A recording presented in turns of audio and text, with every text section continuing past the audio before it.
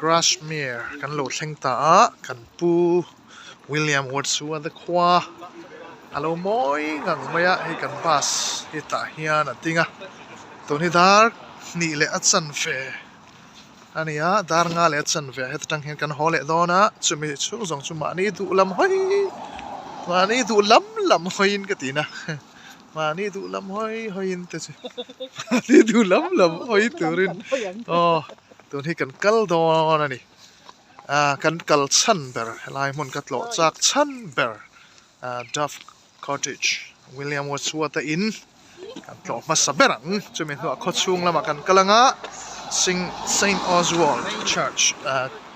biak in kompona thlan kan tlo le dona ni hian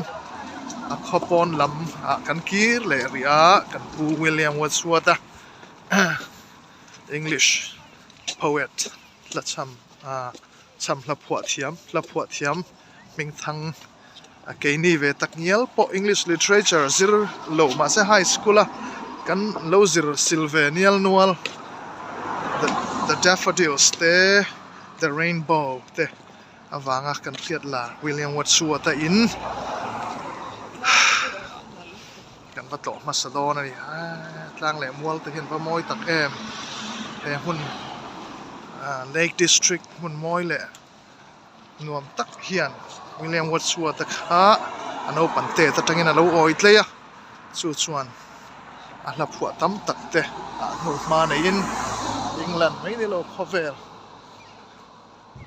riat le ngai san lo khopin laril le moi tak te alo phua ni ke ni tak ngial poina ming kan lo thlevea chu vaina hian a khosak na mun a hla hmingthang ber te the daffodils te the rainbow te a phua na mun le anupui nei na mun te fa te nenan khosak na mun Dove Cottage chu tuna hian kan pan mek ani he Dove Cottage katlo pui tur hi Hollywood le Bollywood ta po roi lo pola ni ya amelin mu chen ta thiam main ka ring ani ne na kan tlo dun thei tur hi alim om le zuala ni tlang le mual te po hi amoi ngang mai kan video camera hian a cover moi zolo zok ma ni na la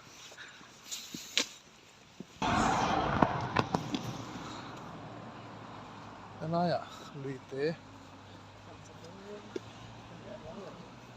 alo oma hi thôi phim thằng mày slide dọc te hay là chú amal về ngang mày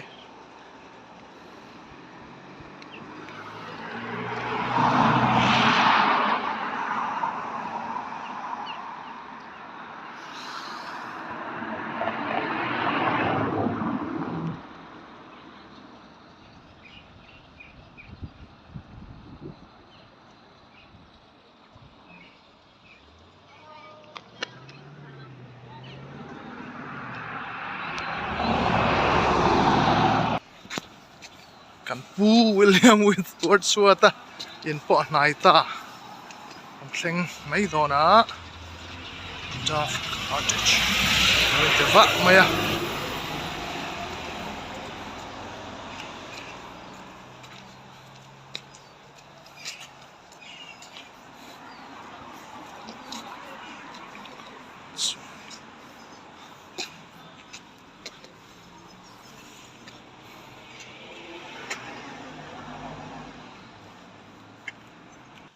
ti hian William Wordsworth-a in chu ta hian lo omani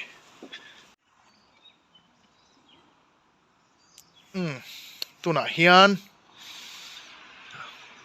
hun rei to takatanga Manchester a sikul kal tura kein buat sai tan tira tanga kal thei tur om anga kalan hnuwa ka kal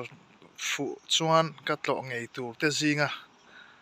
karil ruak ka da sa ka kalchak em na mun Dove Cottage Lake District a Grasmere khote moi le nuam tak maya English poet ro pui cham hla kan ting chu cham hla la phuah thiam hmingthang William Wordsworth-a in Dove Cottage chu voina hian kan tlawh thei a hei a hmun le a ram te a khua te a lo nuam hle mai a helai hmun hi lo thalhel awm reng ani ti a hmuh theih ani kan chung a awm a duty te pawh saw a awm a no la chhelo tak ani hmel e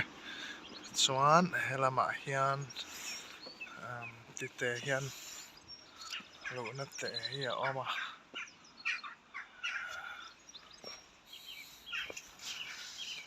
chung hi museum ani a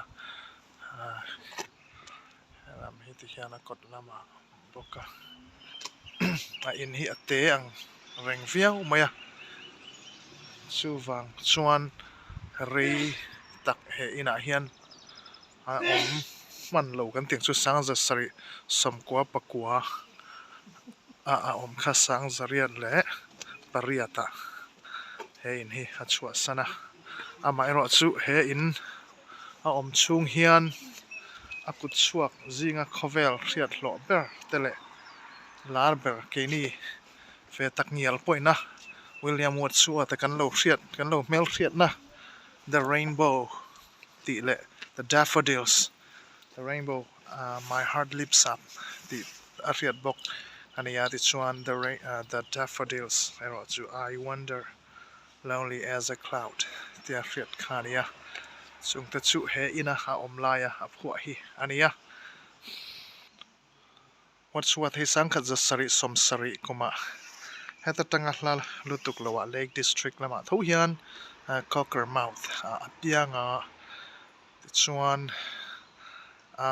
kumriat kumsari vel ani in anui na thi sana kumsom pathum ani in apai na thi san le an van duai hle maya unau panga zinga upaber dot tu ni in farnu pakhat ania kan unau ne rin an deuna kan e farnu pakhat chau kan neya unau panga kan nia ma sakai ka upabera ani chu upaber dot tu ania tiang chuan an chhungkaw rual ve tak ani ron seiliana nule pa thi mana na chu pu te hnen a awm a amar chu a enkol tu pu te nen an in mil lo na tam tak a awm ani a chan chu ama hi chuan outsider ten tia school kalna pawh sem rual pawl lutuk lo mahnia awm hrang thu oi lo naupang thu oi lo ang dewa soi thei tur ani na a awm a chu a keng thui hle a tleirol chhuah a hla a phuah tam tak a tlangval chho pawh hian radical tak ani a a school kallai Hocksheet grammar school a kallai point thian te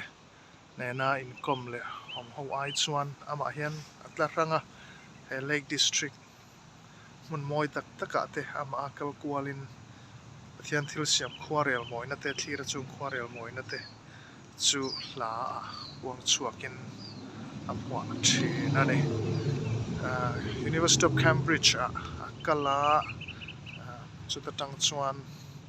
degree sual chuaka chumi nuah a kala revolution a khan lal Louis the 16 paithak le an lal hrim paithak du pol mi pui lama khan atang na ve hle a mi china kan soita ang khan ano pante ta tanga pu te enkol tu tenen in mil le thailo chhungkaw hun hlim om tak manglo na chuan establishment kan ti sarkar te ko ran ang chi te hetianga rorel pol hrim do du na hi rel ro anei lian le radical he ani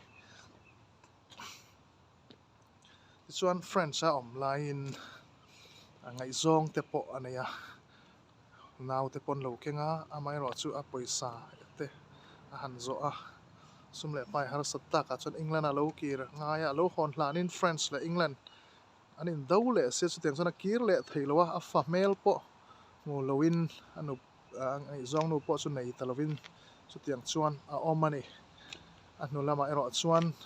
afanu enkol na tur te po angai sakin sumle pai te po atho viau thawa atha tham ero ani hau lawa mangai lo po ani mia alo ani ome ama ero chu khang kon laia French Revolution a mi pui lam tang lal do pol lo ni bok tan le England le French an han in do le ta ka chuan ani French nu pui nei ang chi te po kha atin hmuna del thonga ti chuan lal do na ril ro nei len ema vaina radical ema wangin atan lo thon lo om tam tak a om ve boka chung te wang chuan French nula ngai zong nen fa nei ma sila han om tlang talo ani teng chuan a chan chin tam tak chu kan soi thui lo anga helai mun Dove Cottage hi sang kha jasre som kwa pakwa an aleya chuan a farnu an no pan laia an u nau jing a kom ngai ber le an in po ber kan tiang chuan farnu nei chun Dorothy nen he in hi an lua ani Dorothy nen anu thi lim khan anu le pa thi lim khan kum kwala yan in thana a en kol tuan dana wangin anin mulawan in ngai le thina Dorothy po hikap poetry lam le journal lam te ziakin William Wordsworth-an mi poimo tak farnu satlia ani lawa atana mi poimo tak he khovel thiata minglar tham khopa la phua thiam ni tura nortu ani tel bok ani chuan heta hian an open lai thian tha Mary Hutchinson in an in neya fa te po an neya helai hmuna hian a fa te po an pianga amai ro chu fa ten han nei tam tak an panga an han nei ta ka chuan he in hi an khosak reng theina tu ani lowa te em me hi kan hmuwa chu wangin anin son na ngai ta ani helai hmun hi William Wordsworth-a Puala Museum Lake District a hen pathum a oma Cockermouth a oma helai a hian a oma ti chuan a thi na hmun Rydal Mount anti Rydal khua om boka William Wordsworth-a pual ngotin museum pathum a oma ma se chung pathum zinga chun Dove Cottage hi alar ber le mi tlawh ber ani bok ome Dove Cottage vel hi ong te takte te nia enge om reng reng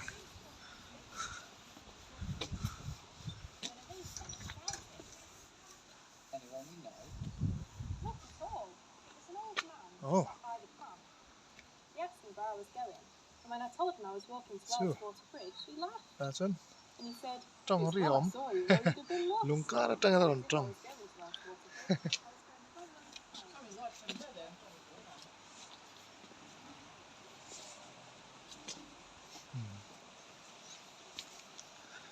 Kong te po chu va du om ve mo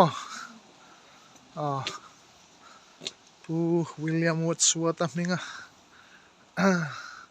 building sak ava tam em Lake District zat chu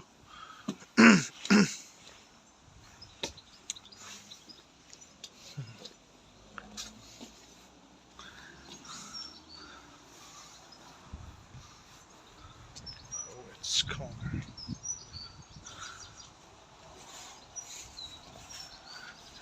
kai avanom mel viau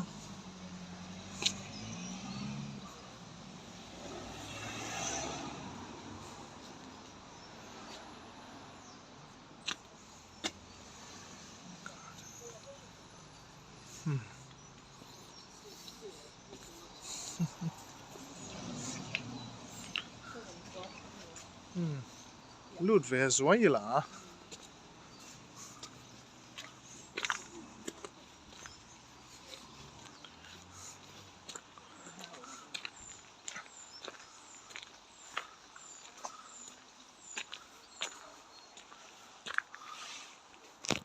William Wordsworth-a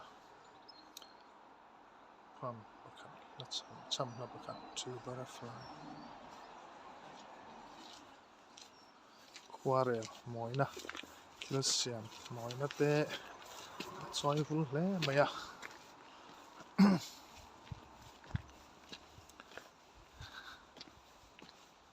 heta phei chuan hei let nature be your teacher ti top mai ani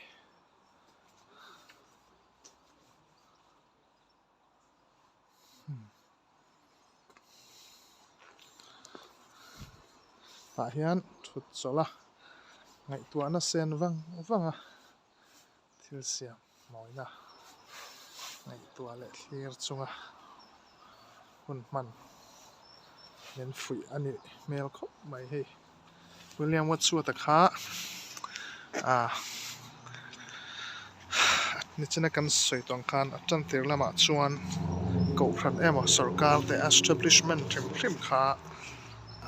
do dalna sa hle a French Revolution a po Louis the 16 ngong tan po kha ani chuna thlop hle ani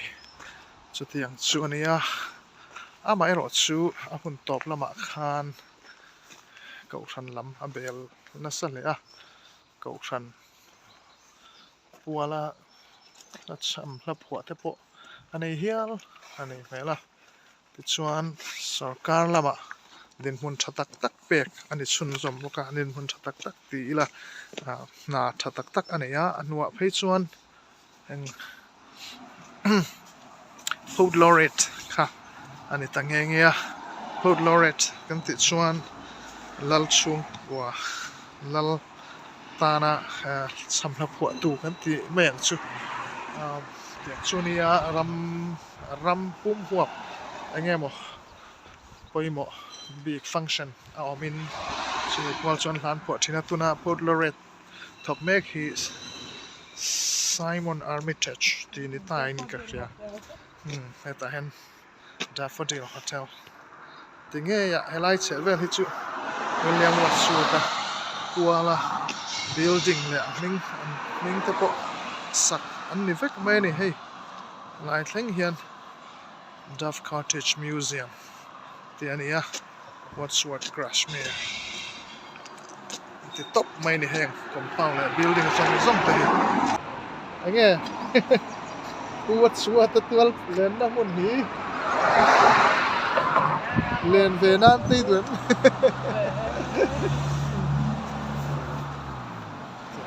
ania leftuna hian ame Dove Cottage mun hi kan kal sananga hetatang hian chhung lam Grasmere chhung lam kan pananga William Wordsworth-a thlan te ko kan tlo le thung zon ani tuna chuan Grasmere chhung lam hi Welcome to Grasmere. thank you Just say goodbye. Dove Cottage kan kal sana Grasmere chhung lam kan fan ta ni khote takte ania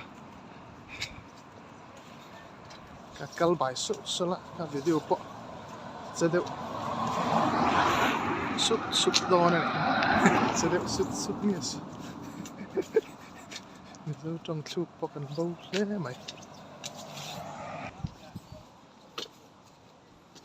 Grasmere chhung lam kan lut ta William Wordsworth-a thlan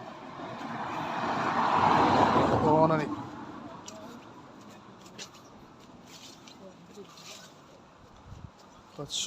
chuan ti te hian don the mountain warehouse omani mountain warehouse an lut sin khoti la I thom thoma mo zong takte lo om mai theis bus stop ani an lo ha thap mai ni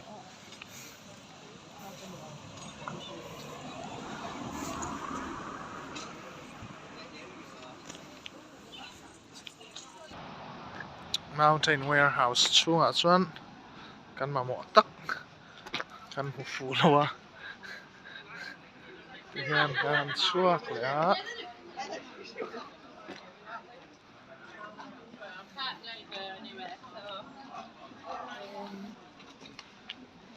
kal le zel ri don ani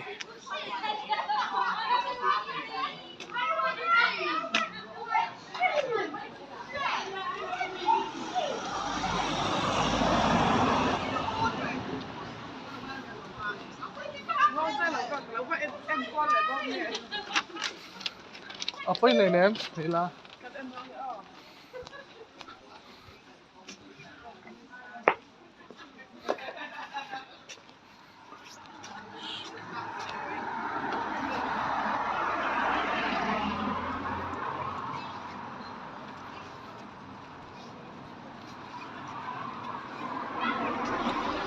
Peter Rabbit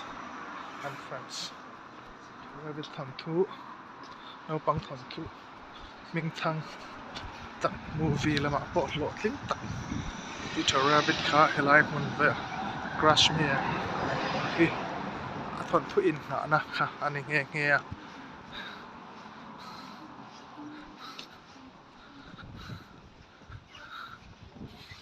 Mình mỏi lại nuam tắc, anh ấy. And that was 24, yeah. Look at these slate ones. 80. Sorry.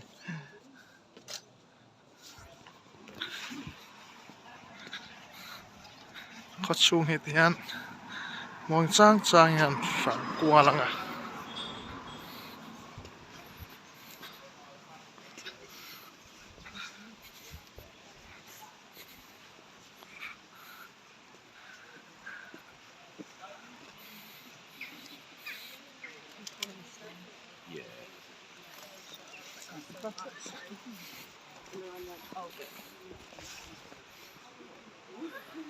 Kan kal du na biak in kan thleng ani mel hle mai Grasmere Tea Gardens lai mo hi YouTube lama te po alangun viau maya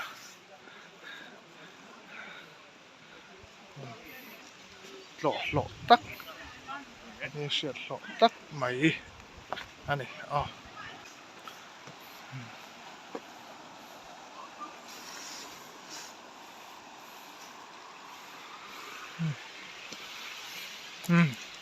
Behind Saint Oswald's Church. Chu helai hian kan thleng ta a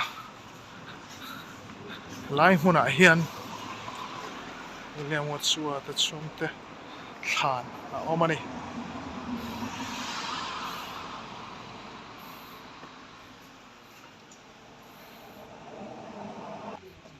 Biak in chung hi a luh thei a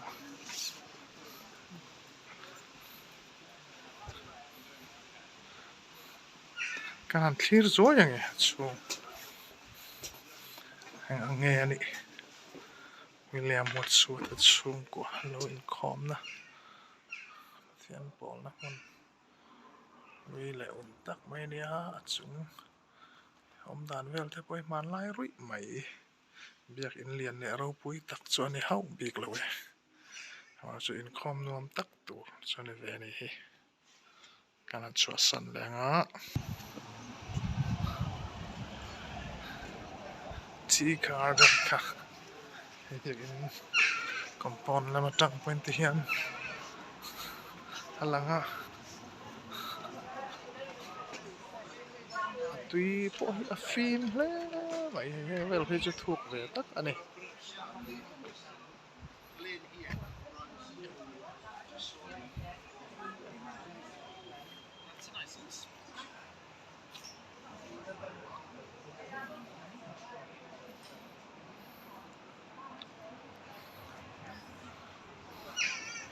an kal le zela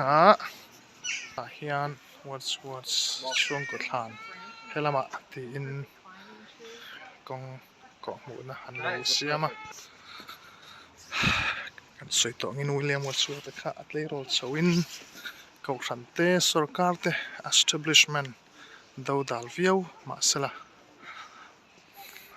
upat nu lama ko ran lama te ril ru apele a sarkar lama na thokin na ro pui tak port laureate ni na hial pon ita ka chuan establishment lama tang viau mai kan ti thei ome atlei rol chho awang lai ril ru ang kha a pe to lowa mi tam takin atlei rol wang lai chho ril ru kha thi don thleng khan pu sela a kolom po riam jok mai om mange ti ngai dan te po an nei hial ani and the Wordsworth Daffodil Garden an tia helaya hian kan sukanga takte in mihringin garden huan daffodil huan an lo siam bi kani ti hian an kal zela daffodil garden mani sela daffodil para lo lai ania a hminga daffodil garden an vua mai po ni na lang hei nom mel viau tho mai chuan heta mai hian ani tura moi rengin William Wordsworth thlan Wordsworth thlan chu hei lo muta a mak ang reng tak chu heng an thlan te hi thlan lung te hi colorful taka moi taka han cheya han ti en tlet deuh fur a awm lo a an lekha ziak te pawh hi a chhiar nei thei tawh mang lo William Wordsworth te a lian an ziak te Dorothy Wordsworth an farno hming a lian a an ziak ti ang vel pak hi chu a hmuh hlei thei lo ani hi an fa te pathum William Wordsworth a van duaina chu a no pan lain tlangwal chaw no pan lain a unau te nu le a pa ten ma taka an thi sana ama a upat nulam atar lama a fa te pathum ani aina han thi masale phota han sun le phota chutiang chuan lusun reng reng ina hun tam tak kha manga a fanu sang a fanu ina thi san nu an ma po a thi don nai lam to kum upat nulam phei kha chuan la thar po a phua thei meu to lo ani chutiang chuan chhungkaw anu le apa te u le nau te a fa te a sun na sa hle ani le henge hi William Wordsworth-a ruang zalna hon chu ani heta hen a ruang zalin toiral to ma sela a thlan te hi tlever vura cheini lo ma sela tlawh tu anga ema English ten an ngai sang chau ani lo wa khovel nam tin chitin ten a hming kan lama kan ngai sanga miro pui atlinga ni ke ni tak ngial point kan no pan te tatangin a hming kan lo hreve a tian kan nu pa hetia a khua le a khosak na hmun te a ruang zal na hmun thleng kan han tlaw thei hi ani hlo thlak ka ti hle mai kan chuak lenga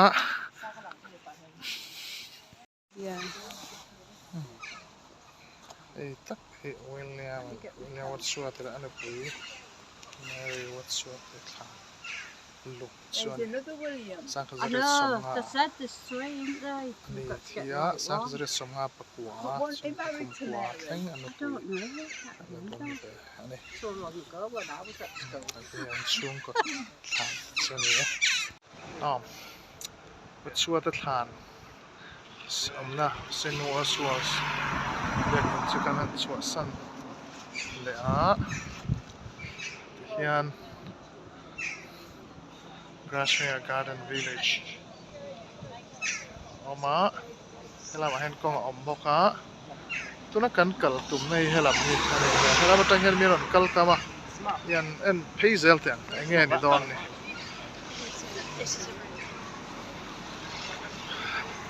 gingerbread hmingthang Grasmere-ah gingerbread so thing chhang hmingthang khovel hundanga omlo le William Wordsworth-a Daffodil Garden luka chu helama hian alo oma ni chin kha a thlan atangin a hnuaia a garden sir khoimolai emo kha kan moto a kha Daffodil Garden luka chu heta hian a oma a sira chi hian Sora Nelson ni ta Grasmere nge ya tanga chhang so thing chhang siam hmingthang tak mai chu alo omani hei hi gingerbread chhang chu ni ya khovel hun danga om ve lo chhang hmingthang ani tuilo tur chu da thaila an ma ni walbi ka nei hi tha khop mai le hi Wordsworth daffodil garden chunia chung hi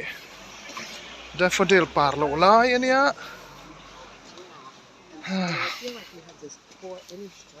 han lu hian om zia nei nge mo noya kalkonga hian than lung ani a hriat reng na lung ming tam tak an ziak tlat mai rem chang an thre hle mai hi than lung ang rengin hriat reng na lung te an pha alo ni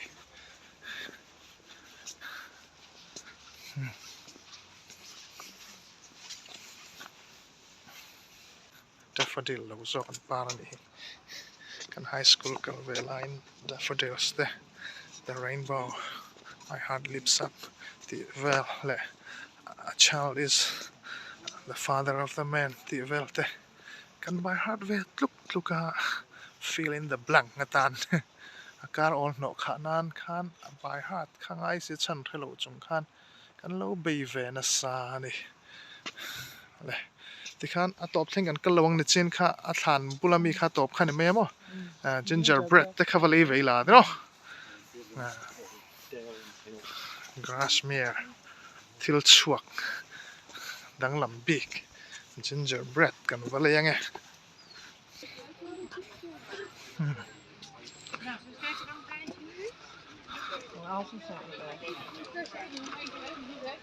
hang daffodil garden te gingerbread dor te YouTube lama kalau en ngun vi mai kalau thir nguna kal ka chak ve via thina voina atak nge ya he hun kan thleng thei kan fang thei hi pathian mal som na kan don ani awa lom om telul em to ruak la lo nuam a jing kan kallamen ro sur ma sala hi a hun taka ani eng nuam tak mai noya lai hun nuam tak a hun moi le nom na satlia pia lama khovel ni ngai san mi ro pui mi poimo tak om na hun kan fang hi a lu ka ti kho mai hian kan du to khange Grasmere video bo gingerbread mona tang khan kho chung lam te kan kan lut ze la a moi alo nuam vel vek maya hian kena nen ke khama kan sola kan gingerbread kan so thing changli thar chu khe an phorte le enge an te reng anan ei don em ni yang hian thau dona rang ka chak ko ma po an thalak rang ka chak te hian lo phum nge ni don ni em an tuam uluk viau maya so thing chang ro pui an chuan mani chắc là paruk a oma pauli le ti em ni kha thấy đấy kha chu ma ni ti eng lo cha pangai ni mo an ti ke la an ei chin la enge an te reng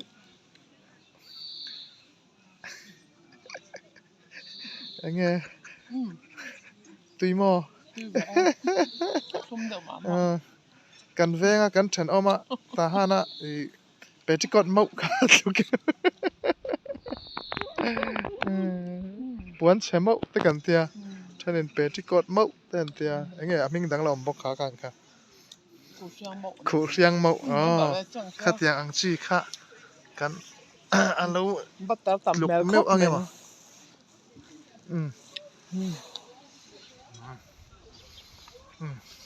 ale so tiếng rim nắm vùng mê này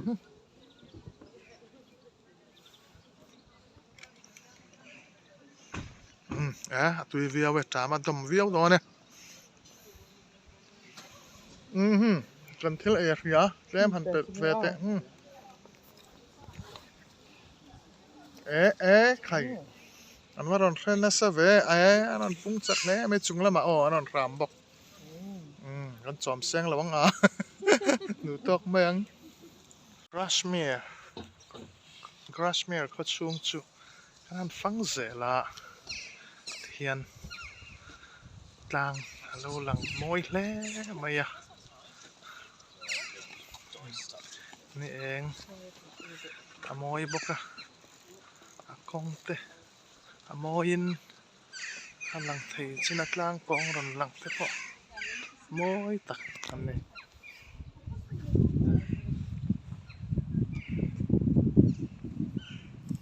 lem ziak thiamin duh thu sam ang taka an zia zawh hlim tharnal sur ang maiin tlang leh mual te chu a lang nalh hle mai thianglima a hring dup mai bawk a dawr chi hrang hrang a awm bawk a ni saw lamah sawn kal daih mai a nu ber chu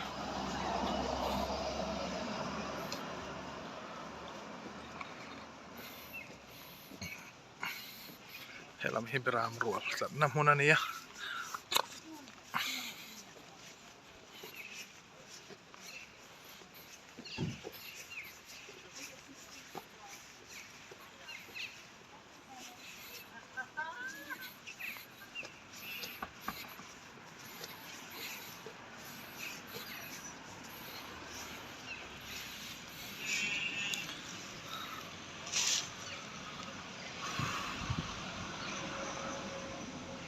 beram sa hi hang tui viau mai a hamar chu rim a nei ve deuh a siam thiam kutah chuan a rim te pawh engemaw chen that ve bawk ma sela a rim na ngei thei lo kel sang chi te ngei thei lo tan chuan an ei thei vak lo kan nu pawh hian a ti thei lo a ke chuan tui ka ti viau mai lehlam hi chu dawr te damdawi dawr te tel te an ni ve a chuan helai khawte pilrel ram ngaw hnuai kan ti dawn nge ni awm te hi khaw tak tak an nia khaw lian lo tak tak nia mar chuan in kal pawh na erawh chu a tha viau thua ti hian bus hi tlan ve reng mai ni bus hring mawi tak chung chhawng chung khuh nei lo chi in khawthlir nuam turin an duang a heng hi kal ve reng mai a hemi chhehvel khua hi bus mangin a fan kual thei hle dawn ani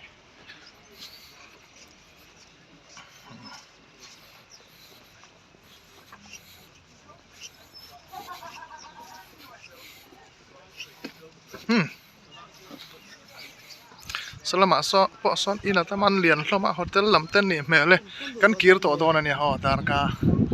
a in hmuh khawm leh tur ania tang hian kan kir anga motor awm na lam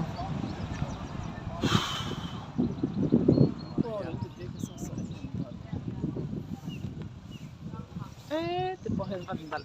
beram chu nen nói cậu này thì do thôi cái lăng ô cần nấu phần lai thì về khang lang như là cần ôn ao Jehovah Witness thế lệ khâu bút chhuah Bible mi lem thon thu bu ang chi te lem mối tak tak an zia kan lo mu ho ka trep lam la mai hey nông nghiệp tha khóc mày mày đi qua lâu nuam viết một cái này anh nuam tắc mày ngoài cái thằng phăng thầy lệ dễ thì Hà Nội một lọ sạc công ty đi làng một mốt mày này vì đi quả hiên thì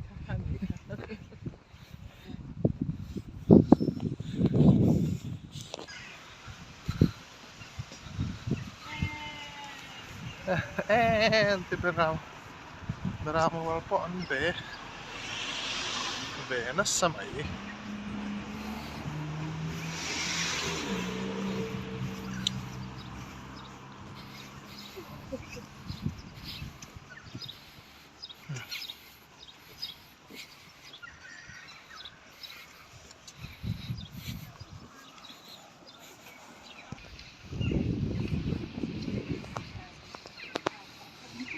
le khabudor ania kan lut man to lo mai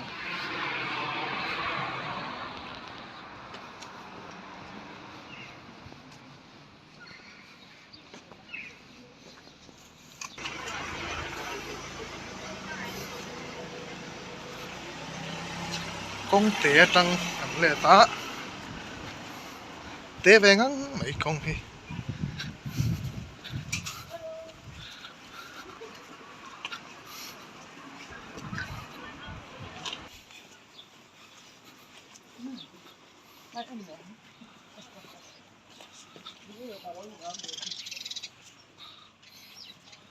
la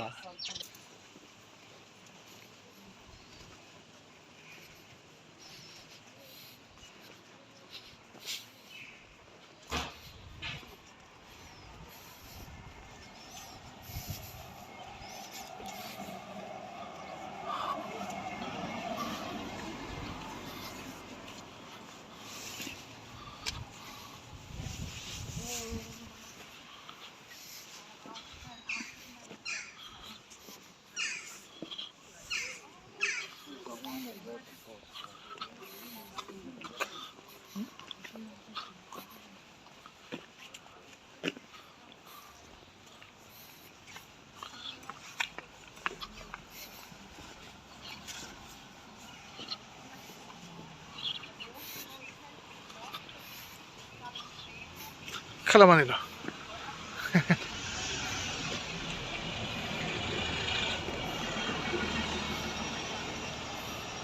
bas kal bereng mai ani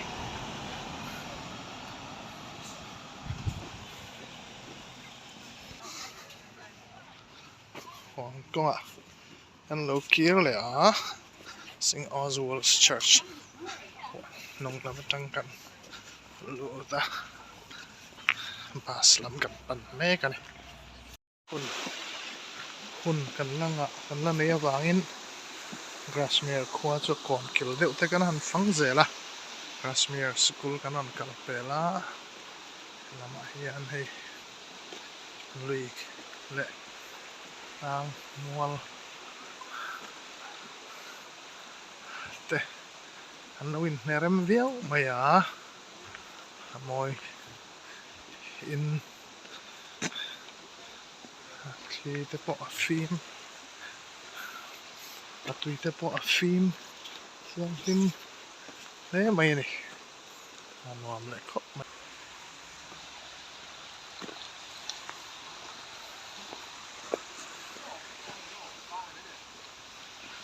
ke kong ani hi ke kong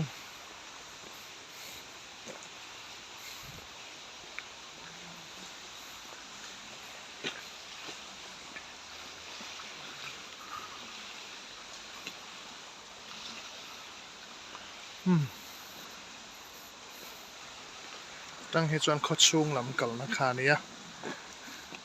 ti chuan helama hian ke kong zim te in awma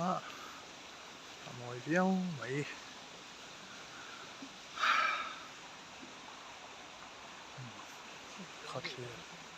khatli ran wa mani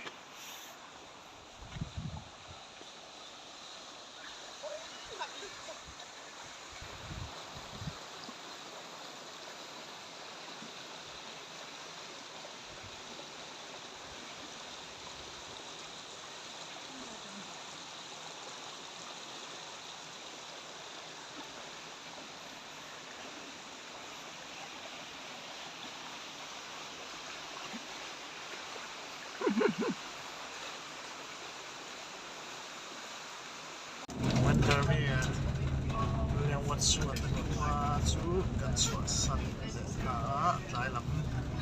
nga le san ve chu tu da ping tlem nga hi cha ta lang tlai ha ta nga le som li a chhuah ta ani the luck in sai sa Dove Cottage ai ta ya Wordsworth-an ka san mek ani bye let the pot by the air. But I think it might just be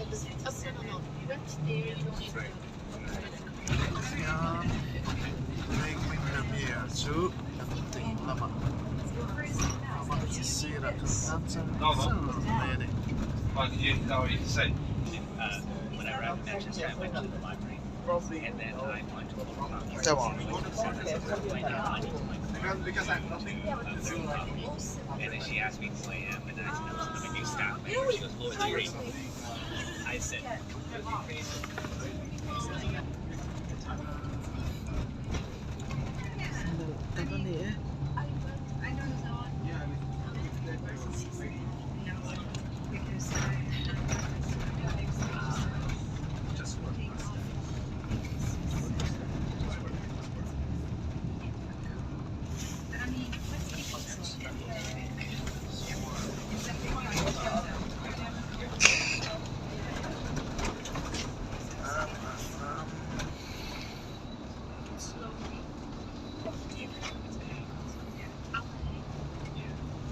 Tiếng làm hil Windermere Tiểu khá nhá Tiểu khá mà cắt lắm dễ Dễ lắm à hiền Mua Để rạm lắm là mua Trinh xong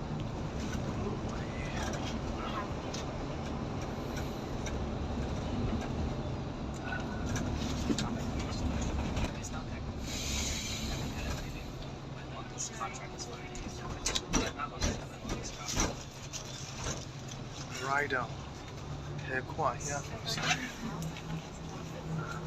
Wordsworth-a Athi in he khua hian Ko sa thong ani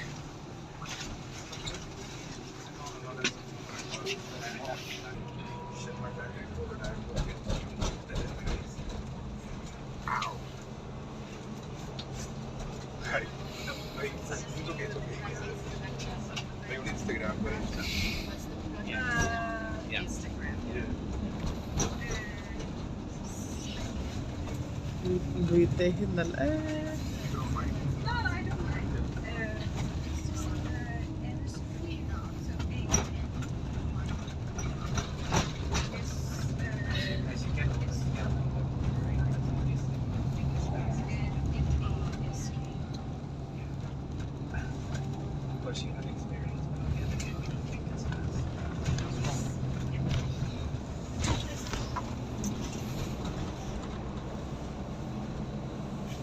yeah.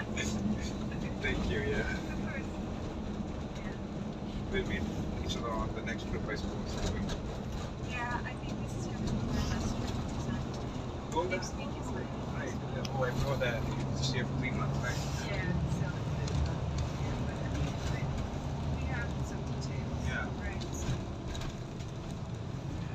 Okay. Yeah, I'll see. I'll get us one as well. My battery's going to die soon. Oh, Yeah. Yeah. So, give me on Instagram.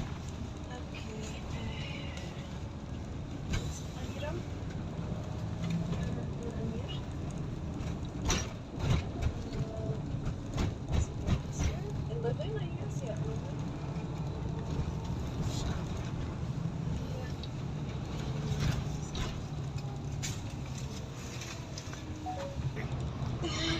One percent or something left. I'm on side Traveling Shakespeare, Marvels. You're a fan of Shakespeare? Okay. Why? You don't like Hai it? khua hian No, it's like a bit too Hela in te intense. Hmingthang I mean, it's not light reading. Yeah, like if you're reading in English, it's kind of like. Rich You read it in Arabic or what? Yeah. Oh, okay. I've tried once to read it in its original, but But it's old another English. Yeah, it's old English. It's Yeah. very. It's difficult to like you need like a dictionary to understand it. So yeah. Okay. Alright then. Bye bye. Bye. Alright, I'm going to sit by the window and then sleep for it. Relax. Yes. Yeah. I think I'll see you on the next social. I think I'll come check it out. On Wednesday? Oh yeah. This Wednesday is good. I think it's not good. Ko ma te ve Keep forgetting that. Ko ma te ve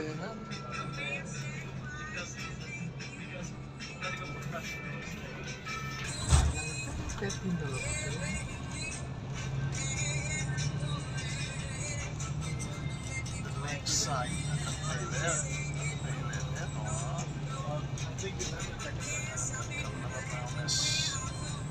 That's one thing very important.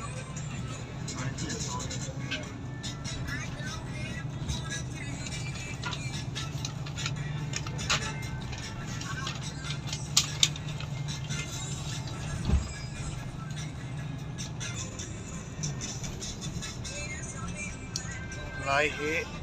the lake side kanya kan kalama boundless panalong kan suan na ani